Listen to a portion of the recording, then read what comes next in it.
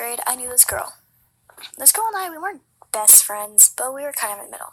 So at the end of the year, she gives me this invitation to her birthday party. Of course, I'm excited. My mom, at the end of each year, she buys 17 new bathing suits, despite the fact that my ones from last year still fit me. So I go home and I say, "Ayo, Mom, we're going to this party." And she presented me with this new bathing suit. It was a bikini, but the thing I need to say about it is that at the sides of it, there are these, ties, and if you untie them, the bathing suit falls apart. So I went to the party, and it was more than half guys, and I have no problem with that. Most of my best friends are guys. So, I'm having fun for most of the party. And everyone decides to go on the diving board. And I join in, because I like diving boards. So I get up there, and then I dive. When I go under, I realize my bathing suit just came off.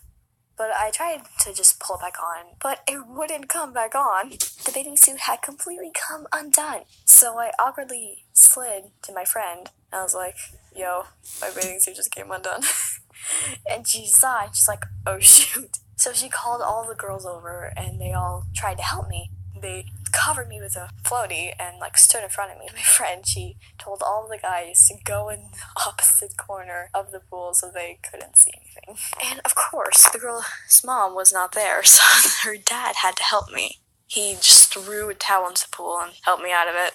So I awkwardly walked into the shed to tie it back on me. Then my towel slipped out of my hand. It didn't completely come off, just showed a little bit. Oh, guys started yelling. Oh god. So I just walked in the shed and cried. I wasn't full on crying, just oh my god. I got it on and went back out and tried to enjoy myself for the rest of the party. I wanted just to go home. And in the end, I just said to my mom, "I want to burn this bathing suit." And that's what I did.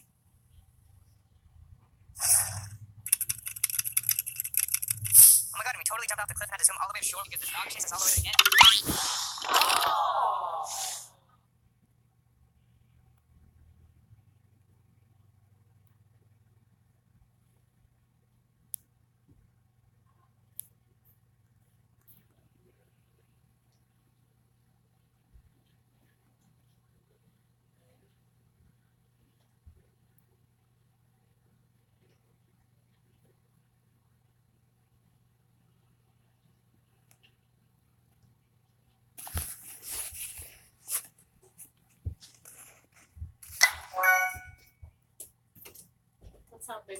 There are people in our lives that make us feel safe and loved and respected. And then for some of us out there are people in our lives that are supposed to make us safe and loved and respected, but they don't do their job. My entire life, I've had a wonderful father who has made so many sacrifices for me and taken care of me so that I could have a better future. Unfortunately, I can't say the same about my mother. From a young age, I was always ridiculed, teased, and taunted by my mom. And whenever I did something wrong, I wasn't properly sat down and disciplined. I was yelled at and smacked even sometimes. I grew up with a very low self-esteem because my mom would say things like, "You're terrible, I don't like you, I don't love you at all. I think that you're a big burden to this family. What sin could I have possibly committed to have had you as a kid?" And she thought that all of these words would just brush over and that I would realize that she somehow didn't mean them. But she said them so many times that I don't think she doesn't believe them. In fact, I'm quite sure that she means everything that she says. And as a result, it has lowered my self-esteem and my self-worth, and it has made me do things like cutting and inflicting self-harm. As a young adult, even now, I suffer with this. Of course, I've stopped inflicting self-harm, but I have struggled with my self-worth so much. Whenever I look into the mirror, I can't see a girl that I love and appreciate. I can't see somebody that is strong and independent. I see someone who's weak and who's been broken and shattered by a negative influence all her life. To those of you out there who are struggling because of some negative influence in your life, whether it be your parents or an ex-best friend or an ex-boyfriend or a bully or anything, please remember that you're not alone, that you don't deserve to suffer this way, and nobody should be able to say that to you. You are wonderful, compassionate human beings, and you have so much to offer this world. Don't let this negative influence take over your life anymore.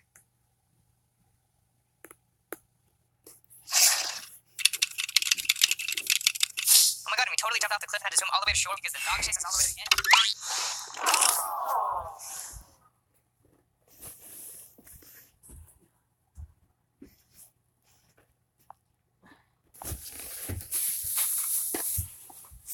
One afternoon at summer camp, we went hiking up Lonesome Ridge with scraggly trees everywhere in the dark, dark forest.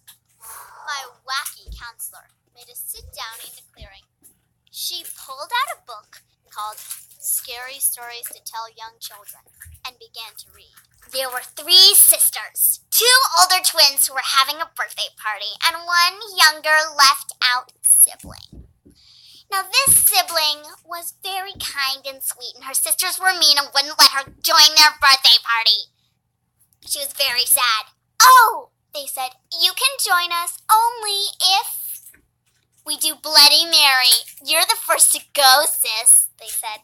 They told her what to do, then shoved her into the dark, candlelit bathroom and closed the door. The little sister did as they said. She flushed the toilet, spun 2 times, and then looked into the mirror and said, "Bloody Mary, Bloody Mary, Bloody Mary."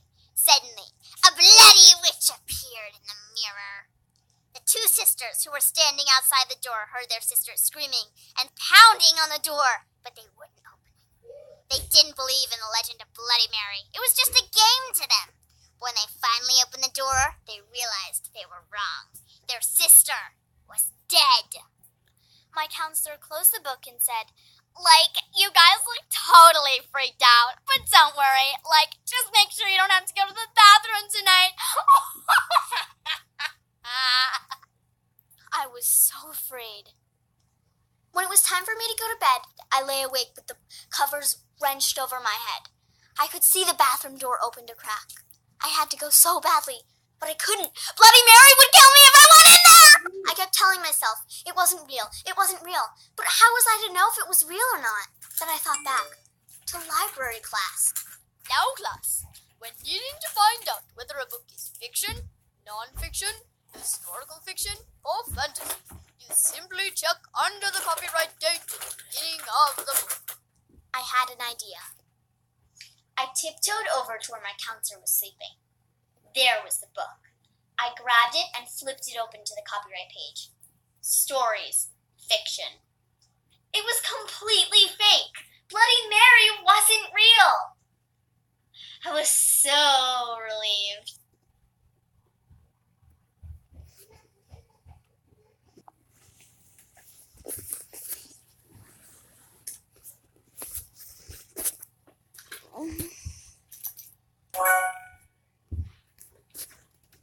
Sometimes I wonder about my little sister. This one time, my mom had asked me to babysit her, so my little sister and I were sitting on the couch, and we were watching a movie. My sister told me she was hungry, and she was like 2 at the time, so she just said chopped words like, "hungry, hungry," and so I went into the kitchen to make dinner, and then all of a sudden I just hear her scream, a blood-curdling scream. So I drop everything, I run into the living room, and I'm all like, what's wrong, ready to square up with someone trying to hurt my sister. She just looks at me with this psychotic little grin, and then she's like, "I got you."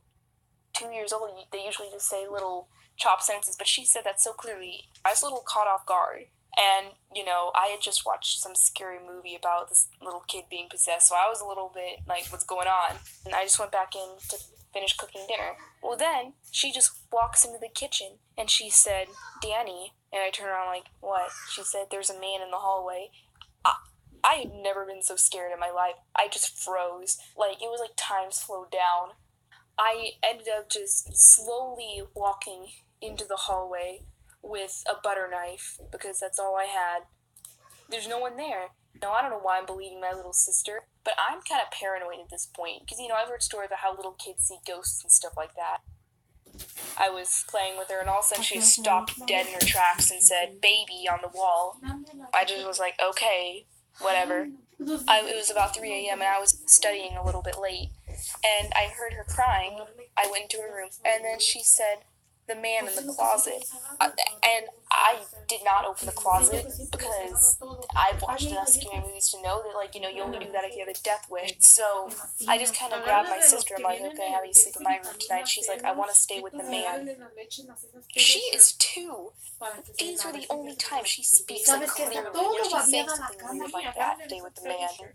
And my parents, they think it's just normal 2-year-old stuff, but one time last week, we were watching Trolls. When they were, put the trolls in, the pots and stuff, she just started laughing sadistically. I have never heard such a psychotic and malicious laugh come from a toddler. And then, so spoiler alert, when the trolls escaped and everyone was happy, she just looked so disappointed. I don't know what's up with my sister, but I still love her, though.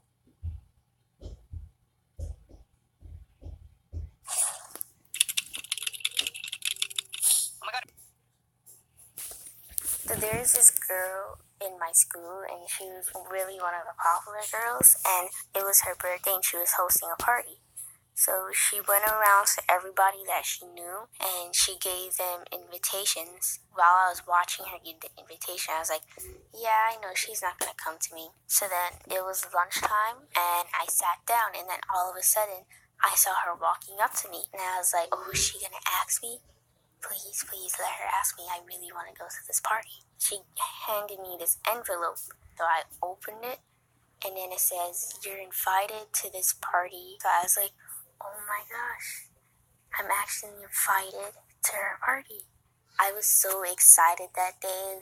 In class, I was just excited thinking about what I'm going to wear, what hairstyle I'm going to do. The school day ended, and then I just had to rush and do homework because the party started an hour later. And then I went in my closet, took out my clothes, and then did my hair, took a shower, and everything like that to get ready for the party. I ran out the house, and I walked there, and it took 5 minutes. When I got there, I didn't even see any lights. I didn't hear music. I didn't see any balloons, or nothing was decorated. It was just dark inside the whole house. I was thinking to myself, wait, did she trying to ditch me? Did she prank me? Was she trying to fool me? I wanted to make sure that I'm at the right house, so I looked at the invitation again, and that was her house number. So I looked up at the house, and it said that. So I was like, you know what? Maybe she did try to ditch me. Maybe she did try to fool me. Maybe she did try to prank me. So I ran back to the house and started crying, laying on the bed. And I had all these emotions in me. I was sad, mad, tired, frustrated. I just had to let it out that day. So the next morning came. I woke up, and I actually didn't feel like going to school that day because I didn't even want to see her face. I said to myself, she maybe thinks that I could never be popular. Maybe that's why she didn't invite me. I told my mom everything that happened. So then she was like, it's okay, honey, but you have to go to school today. You don't want to miss out any work. So I was like, yeah, Mom, you're right. I should really go to school. That day, I just went, and everybody just stared at me. And in my head, I was thinking, why they're doing this. But then I just ignored them. I went to all my periods in school, and I just forgot about it, and that's how it ended.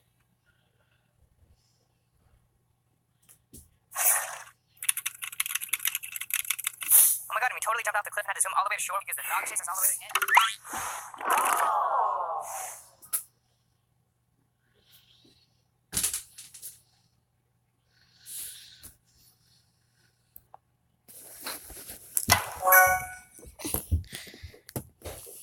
A long time ago, in year 6, I was lonely. I had no friends. Lunchtimes, I was alone. Break times, I was alone. Even when we had to get into teams, I was alone. It wasn't fun. What? But one day, this tall blonde girl came up to me and asked if I would like to help create a road safety assembly for year 1 and 2. I obviously said yes right away. so we got started on it. I got laptop and this girl said, "Why don't you type and create a presentation because you're really quick at typing?" I said yes. We spent a good 2 weeks on it. Or should I say, I spent 2 weeks on it. Now on the day of the assembly, we got to come out of class to practice. And when I got there, I opened the laptop, opened the script. Then she told me I had been replaced. She only wanted me for my ideas. I felt ashamed and mad at the same time. I tried making an argument, but whatever came out of my mouth was completely different to what I was thinking. I accepted the fact that I was betrayed. The next day went by, and this tall blonde girl came into class with a big smile on her face. The presentation was so good, she was asked to go on tour around town to present the same assembly. But she was also a little worried, because only I had access to the script, so she had nothing to work with. She asked if I could open it for her, but I said no. She had to go to another school that day, and she had nothing. The time came to the assembly. She walked up on stage, she opened her big mouth and cried. She knew what she had done and betrayed me. She was made a laughingstock. Everybody found out what she had done, and my classmates suddenly started to talk to me and wanted to play with me. From that day onwards, I had friends. Oh my god, we totally jumped off the cliff and had to zoom all the way to shore because the dog chased us all the way to the end.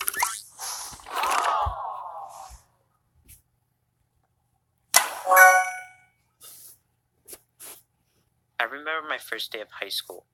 It was really scary. It was a new school, new people, and I was really shy. I tried to overcome my shyness so that I could become popular. My goal was to, become one of the cool kids, join a sports team, get invited to parties, One day at lunch, I tried to find somewhere to sit, and I sat with the cool kids. They all stared at me, they just glared at me, and they thought it was strange for me to sit at their table, because at my school, I was sort of known as the weirdo. I don't know why they thought I was weird. I tried to join their conversation, but they all ignored me.